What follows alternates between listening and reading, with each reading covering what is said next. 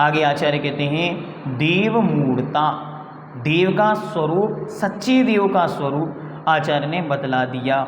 सच्चे देव ऐसे होते हैं, वे वीतरागी, सर्वज्ञ और हितोपदेशी हैं। वे मांगने पर देते नहीं, बिन मांगे भी देते नहीं, उनके लेने देने का कोई संबंध नहीं। क्यों? वे वीतरागी हैं, राग द्वेष से रहित हैं।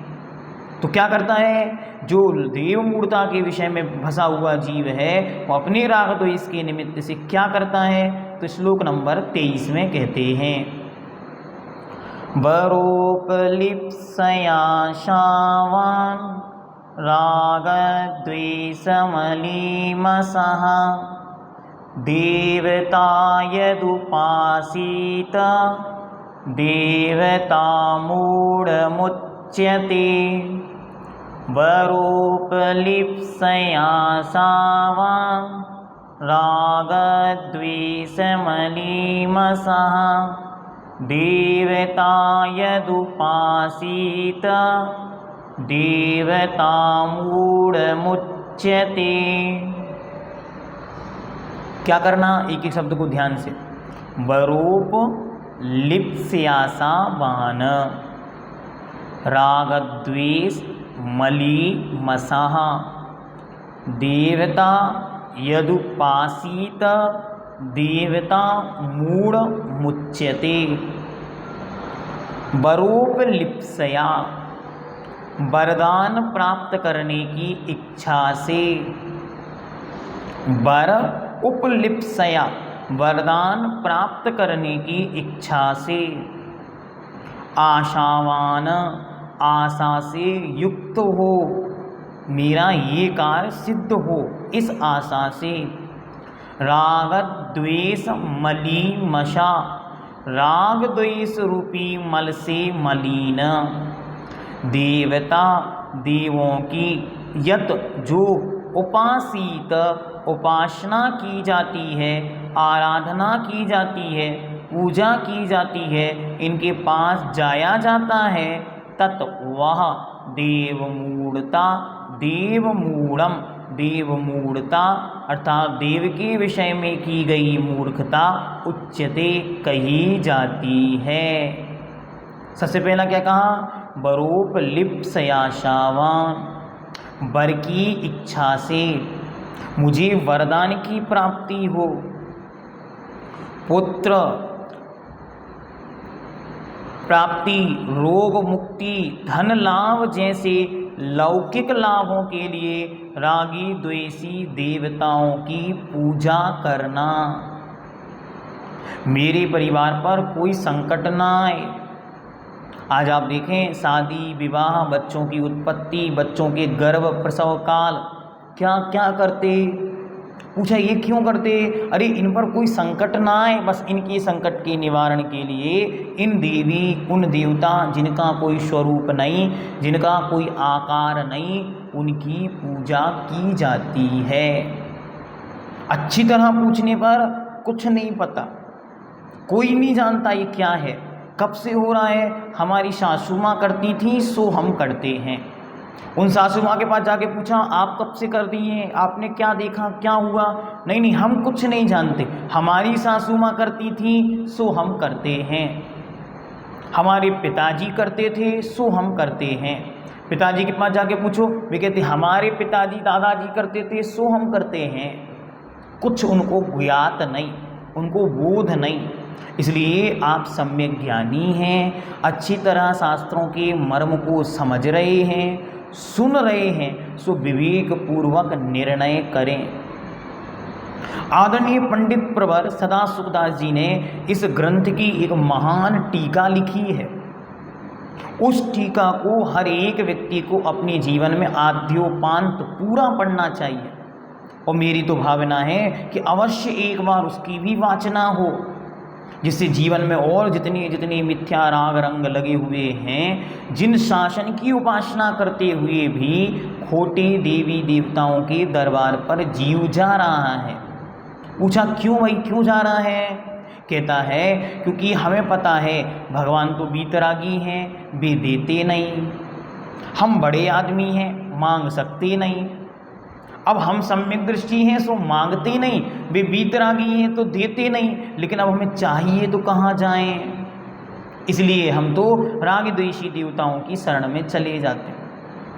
अरे भाई विचार करो, क्या तत्व का निर्णय हो। तत्व का निर्णय क्या कहते हैं? तत्व का निर्णय यह कहता है कि आपको जो कुछ मिला है, मिल रहा है और मिलेगा, वह सब कुछ आपके लाभांतराय कर्म के क्षयोपशम से मिलता है। देने वाला कोई नहीं, लेने वाला कोई नहीं। कहीं का कोई देवी, कोई देवता, कोई मंत्र, कोई यंत्र, कोई तंत्र, कोई शक्ति, कोई विधाता, कोई यम आपको कुछ दे ले नहीं सकता। इस शाश्वत नियम को, इस तत्व के निर्णय को अपनी आत्मा की पर्याय बना लें। जो कुछ हो सहज स्वीकृत करते हुए ये भावना अच्छी तरह विचार करें, मैंने ही पूर्व में कुछ कर्म किया है, उसके फल का यह समय आया है। आज वह कर्म उदय में आया है, बस इससे ज़्यादा और कुछ नहीं कर सकते। आप सोच रहे हैं अरे भैया जी आप बातें तो कर रहे हैं, हमने देखा है वहाँ के दरबार से ये काम सिद्ध होते हैं, वहाँ पर ऐसा ऐसा काम होता है, वे भविष्य पढ़ देते हैं, वे भविष्य की बातें कागज़ पर लिख कर दे देते हैं। अरे ध्यान से समझो, कोई भी किसी का भविष्य यदि कागज़ पे लिख भी देता है तो भी भविष्य को बदल नहीं सकता।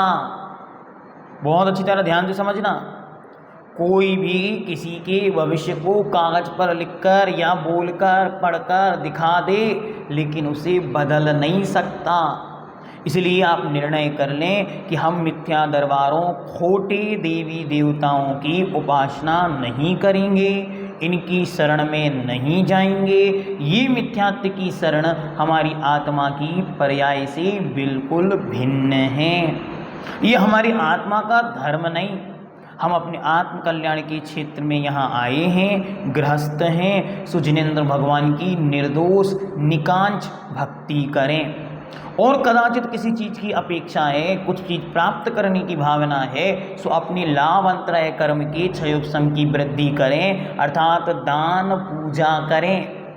दान पूजा करने से, स्तुति पाठ आदि करने से आपका क्षयोपशम बढ़ेगा, आत्मविशुद्धि बढ़ेगी, अशाता वेदनी घटेगी, साता वेदनी बढ़ेगी, सो नियम से कार्य की सिद्धि होगी। भैया जी आपने तो कह दिया सो ठीक है, लेकिन मन नहीं मानता। ये बात ध्यान रखो, आज तक हमने मन की मानी है, इसलिए संसार में भटक रहे हैं। अब एक बार दृढ़ निश्चय करके जिनवाणी मान लो, अब ना करेंगे मनमानी, हृदय धरेंगे जिनवाणी। भगवान की वाणी इस रूप है, इससे अन्यथा नहीं, अन्य प्रकार नहीं।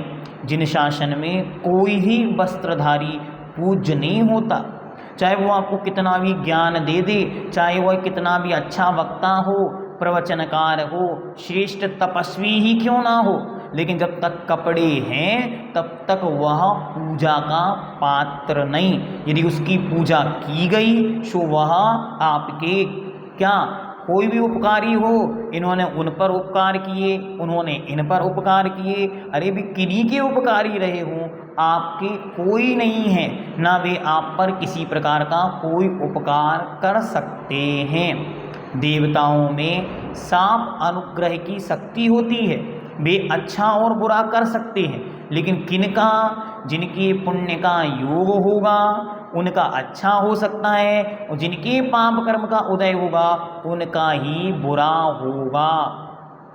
किसी भी देवी देवताओं के विषय में पढ़कर, देवी देवताओं की श्रद्धा में पढ़कर कभी भी अपने धर्म की हानि मत करो। भगवान पूज्यपाद देव ने एक अद्भुत मंत्र दिया है, और जन जन को ये मंत्र वीतराग भगवान के पवित्र मुख से निकला हुआ जानकर अपने कल्याण हेतु हृदय की वेदी पर लिख लेना चाहिए। क्या लिखा? उन्होंने लिखा, देवता पियतम नमन संति जस्य धम्मो सयामणो। देवता भी उसे नमस्कार करते हैं जिसका मन सदा धर्म में रहता है। ओहो, क्या गजब की बात कह दी। देवता भी उसे नमस्कार करते हैं जिसका मन सदा धर्म में रहता है। सो आप तो पुरुषार्थ पूर्वक अपने मन को धर्म में लगाओ, देवी देवता आपके चक्कर काटेंगे। आपको उनके पास नहीं जाना पड़ेगा। ये नवग्रह आपके चक्कर काट रहे हैं और आप उनके चक्कर काट रहे हैं। क्या आपने बुद्धि प्रयोग की? अच्छी तरह बुद्धि का प्रयोग करें कि अरे ये ग्रह नक्षत्र ये क्या कर रहे हैं, ये तो मनुष्य लोक की परिक्रमा लगा रहे हैं, ये तो जम्मू द्वीप के अंदर अंदर परिक्रमा लगा रहे हैं, ये तो खुद सुमेरु के चक्कर काट रहे हैं, हम इनके क्या चक्कर काटें।